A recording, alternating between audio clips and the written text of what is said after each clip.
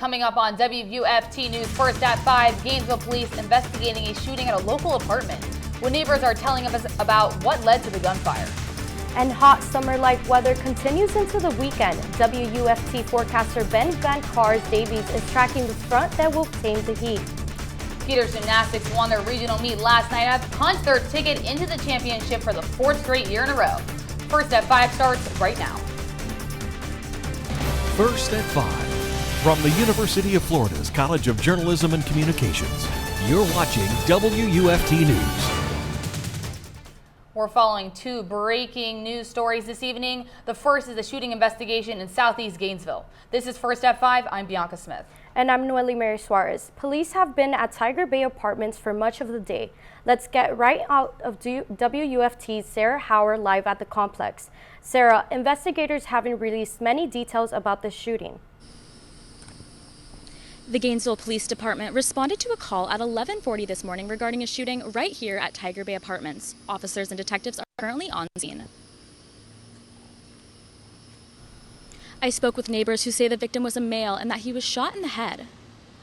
This is an ongoing investigation with limited information, but once we have more, we will bring it to you. GPD asks anyone who has any information regarding this incident to please call Crime Stoppers at 352-372-7867. Live from Hawthorne, Sarah Howard, WUFT. Our second breaking story happening in Bradford County, where right now a Sonic restaurant is shut down due to a drug investigation. The Bradford County Sheriff's Office posted that the Sonic on Temple Avenue in Stark would be closed as deputies serve a search warrant related to drugs. The restaurant has been closed for much of the day. Deputies are asking neighbors to continue to avoid the area. A coalition of Black alum from the University of Florida are asking the university to dedicate millions of dollars to reconstruct the diversity program. The request comes after diversity, equity, and inclusion program was defunded over a month ago. The goal of the coalition is to partner with the university and help the voices of Black students and faculty be heard. I had a chance to speak with one of the members about their concerns. A new group called the Coalition of Concerned Black University of Florida Alum is a group of more than 100 Black alum who want the university to reinvest in racial diversity. The group wrote a letter to UF leaders last week saying the school risks damaging its status if it doesn't maintain a diverse and inclusive learning environment. We've come together just so that we can really represent them and so that they can have a voice, they can be seen, they can be heard. In the letter, the group calls on UF to dedicate $45 million from the school's $2.3 billion endowment to re-implement diversity, equity, and inclusion. We want to keep moving forward with this coalition, and we want to have a seat at the table and discuss, some of the options. The group also wrote that UF should appoint a Black alum on the board of trustees and hire more Black faculty. We were students there. We like to see more Black students go there, and we like to at least see representation, and just so that it's an inclusive environment. The group says the enrollment of Black students is declining, but according to UF, in the fall of 2020, they received a record high number of Black undergraduate applications. About 6% of students who applied for the undergraduate degree in fall 2020 identified as Black. This letter and request comes as DeSantis no longer allows schools to use state or federal money for programs that advocate for diversity, equity, and inclusion. According to a spokeswoman for UF, the university is required to follow the law and has an obligation to the students to make sure that everyone is welcomed. The group says that UF has still not responded to their letter. Former Governor Bob Graham will be laid to rest today in his hometown of Miami Lakes. The governor's body will lie in the historic Capitol, where members of the public are invited to view until 1 p.m. The ceremony will also be live streamed on the Florida Channel as well as online. Governor Graham's everlasting wish was for the prosperity of the future of Florida. Donations are encouraged to be made to the Bob Graham Center for Public Service at the University of Florida.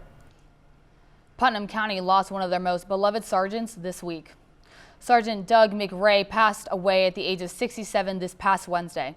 McRae joined the Putnam County Sheriff's Office as a deputy after serving 3 years in the military.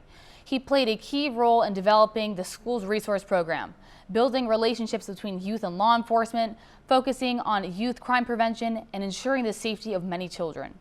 A memorial will be held from 3 to 7 p.m. next week for all to attend. Looking great outside with clear blue skies as we take a live look over at Payne's Prairie. Let's see how things are looking this weekend. WUFT's Gancarz-Davies joins now with the weather forecast.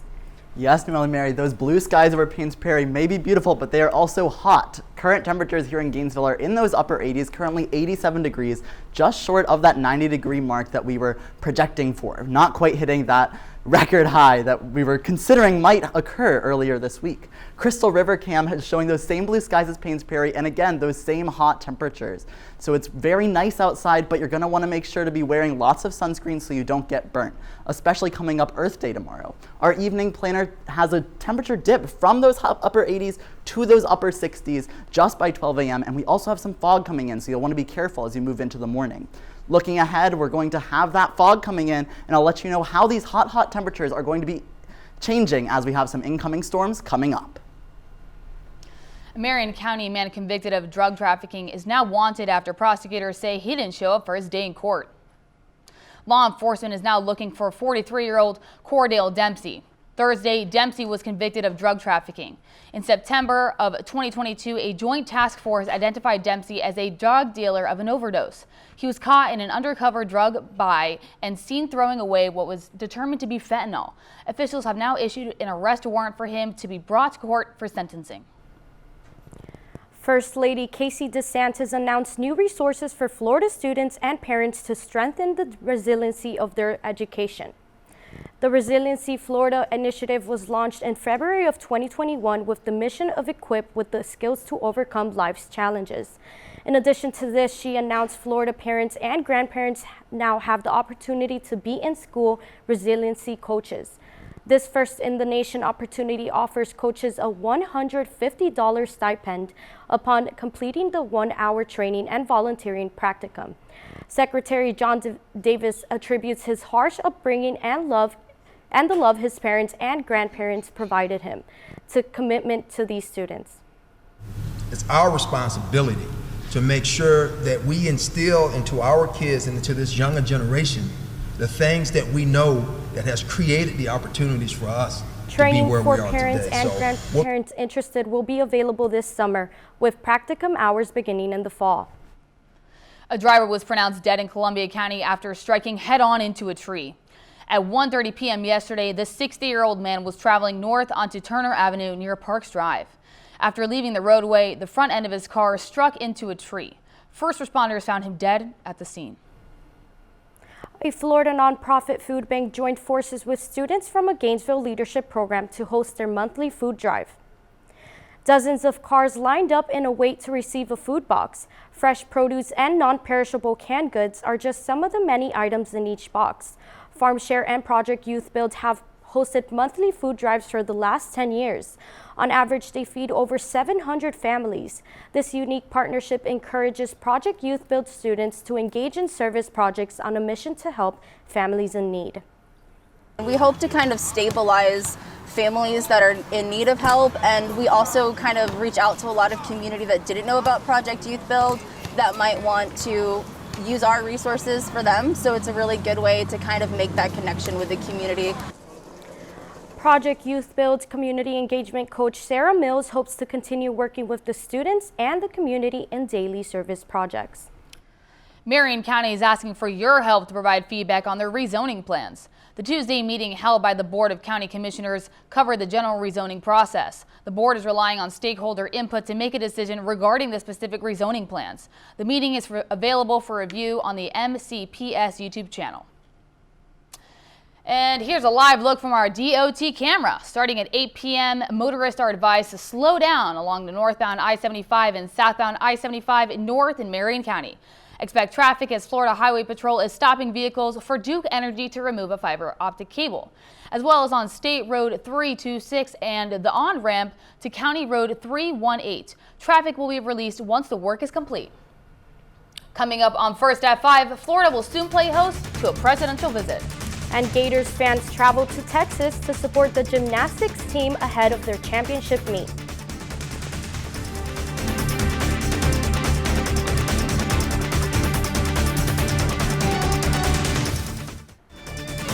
You're watching WUFT-TV News.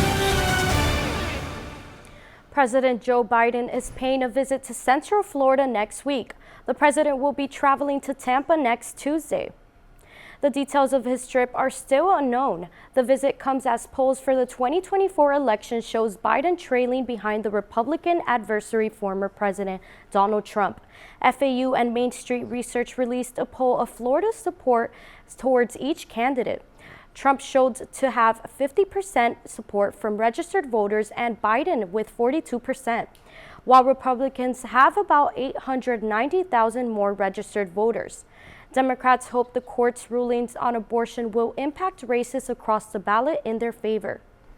The 2022 Florida law banning abortion after 15 weeks of pregnancy led to the 2023 law that now prevents abortions after 6 weeks.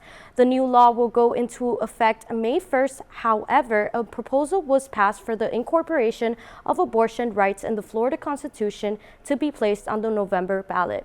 The proposed amendment needs a 60% approval from voters passed. Governor Ron DeSantis predicts the vote will fall short.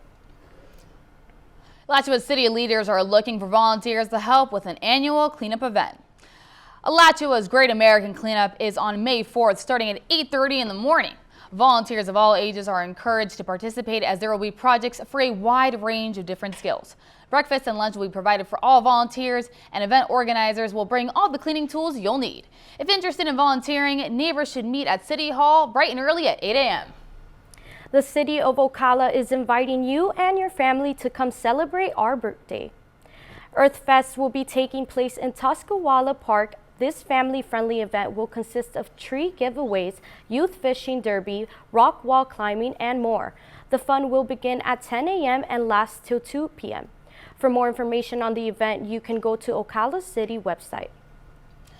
And in Ocala, residents have a chance to clean out their shelves. City officials are partnering with leaders of Green for Life to hold a waste amnesty day for hazardous waste and electronics. Hazardous waste items include things like paint, aerosols, car batteries, and chemicals. Electronics include cell phones, computers, monitors, and TVs.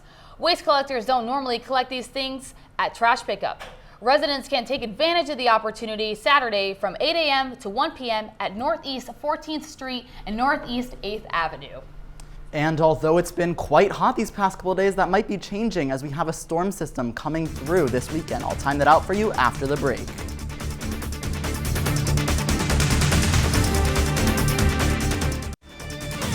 You're watching WUFT-TV News. And that heat can be hard to beat. Right now, our highs for today reached that 88-degree mark, just short of 90, largely around those upper 80s across the board, much warmer than our usual average for this time of year, which is that 82 degrees. That's 6 degrees higher here in Gainesville. But temperatures will be taking a dip this evening, down to 63 here in Gainesville. That's a 25-degree difference between the high and the low, in the difference of just a couple hours. That's very consistent across the board in those mid to lower 60s as we continue that pattern.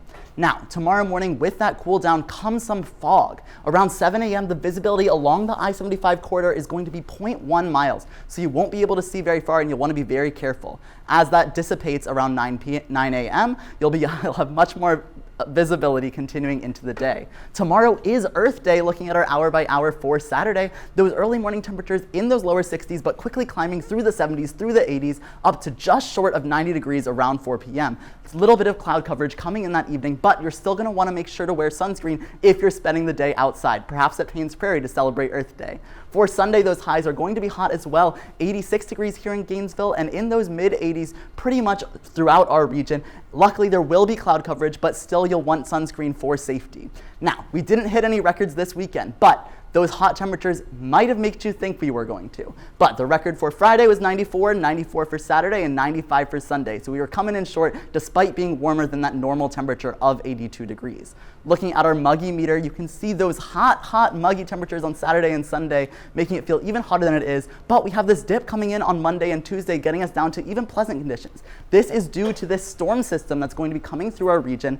On Saturday, it's largely above our region to the north. Possible storms in Jacksonville, but Largely for a region we're going to be staying dry, but as that system continues to shift towards us, on Sunday we're going to have scattered showers throughout the day, continuing that pattern, but we're going to dry out for Monday and continue that for the rest of the week, being quite dry. Our pollen forecast for this weekend is going to remain high, but that wet weather might make your allergies less likely to flare up. Looking at our 7-day outlook, we have that temperature dip coming in just after that rain system comes through and temperatures climbing back up to near 90 degrees by Friday. Coming up in sports, Gators baseball added yet another loss to their record against Vandy last night in the first game of their series. Also, Gators gymnastics got the win last night and advanced to the NCAA championship meet tomorrow. We'll talk about all that and more after the break.